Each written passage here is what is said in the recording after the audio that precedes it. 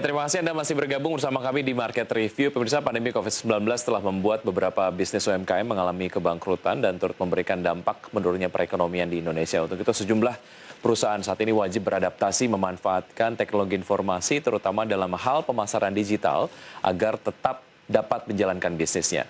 Lalu apa saja strategi pemasaran digital di tengah pandemi? Berikut informasinya untuk Anda.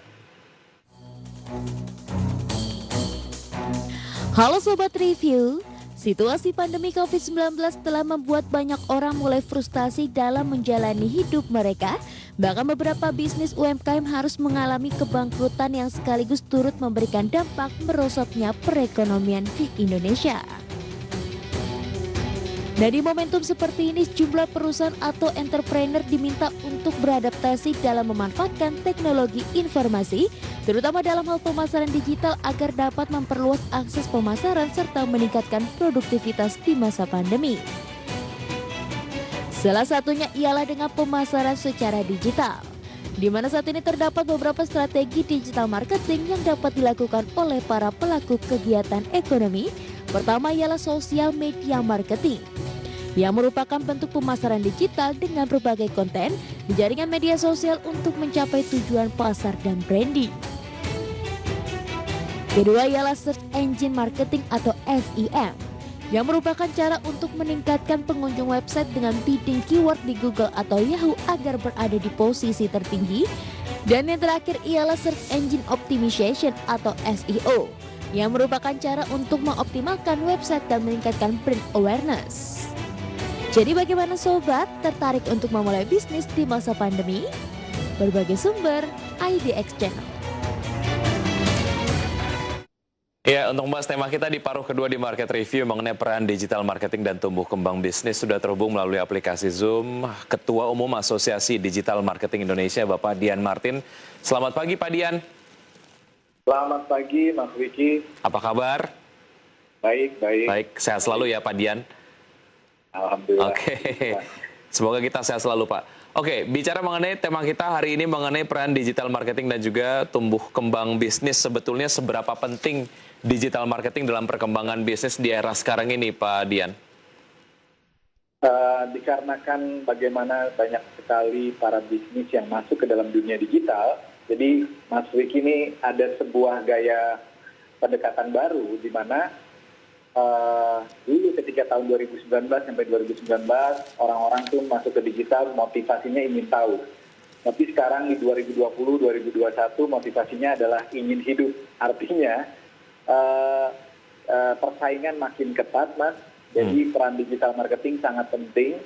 Kita tahu transaksi secara digital naik, diproyeksikan naik sebesar 30-an% oleh Bank Indonesia, e-commerce Indonesia ya.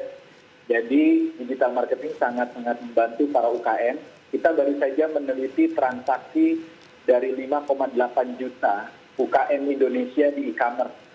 Dan kita menemukan bahwa peran digital marketing sangat penting dikarenakan data-data yang kita temukan. Sayangnya banyak sekali para pelaku ekonomi yang belum memahami bagaimana bertransaksi dengan baik di jalur yang baru ini, karena percepatannya dalam waktu yang terlalu singkat buat teman-teman belajar hal tersebut. Gitu Mas Wiki. Baik, ya Pak Dian, lalu apa saja dampak-dampak yang dihasilkan lah jika kemudian sebuah bisnis ini mengutilize digital marketing? Sebagai contoh, kekuatan dari digital marketing adalah kemampuan dia mentarget pasar secara spesifik.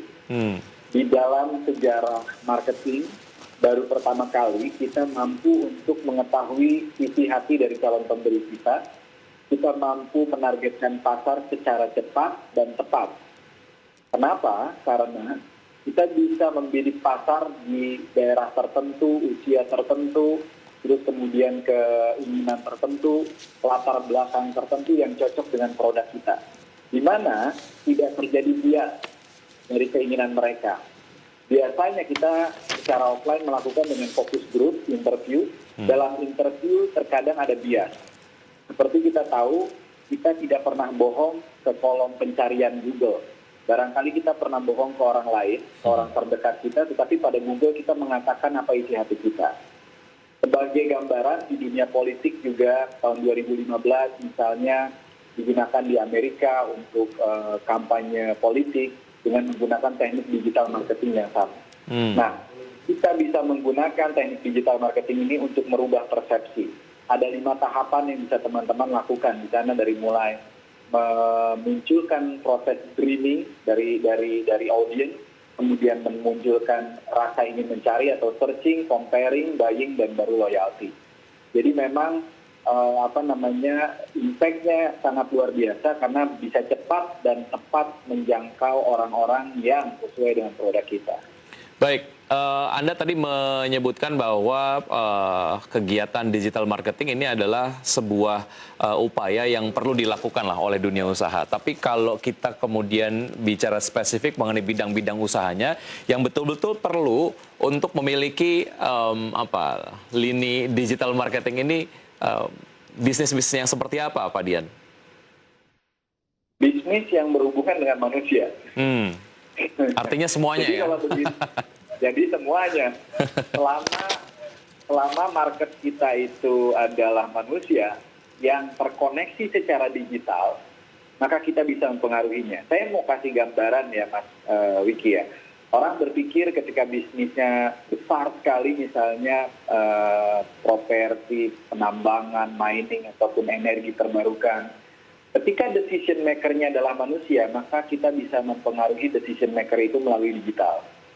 Kita bisa mengetahui di mana lokasinya, dan kemudian kita bisa menghampiri calon klien kita menggunakan jaring-jaring digital, entah lewat handphone.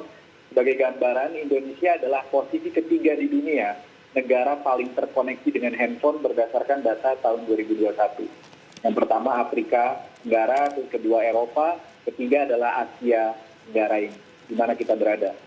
Ketika kita terkoneksi secara handphone, jadi apapun bisnisnya, selama decision maker-nya, entah itu yang beli ataupun yang mempengaruhi keputusan terhubung dengan handphone, kita bisa menggunakan digital marketing untuk mempengaruhi.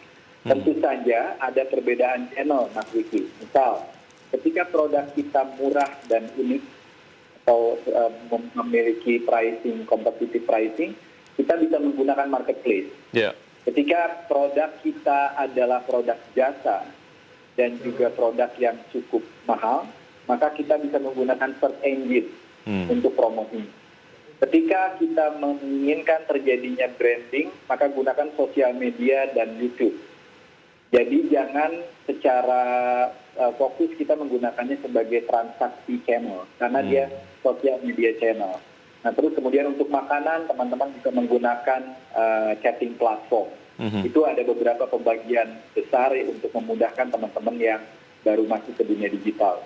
Baik, adanya digital marketing ini membuat aktivitas marketing menjadi borderless gitu ya. Kita memarketingkan sebuah bisnis ke siapapun itu bisa sekali.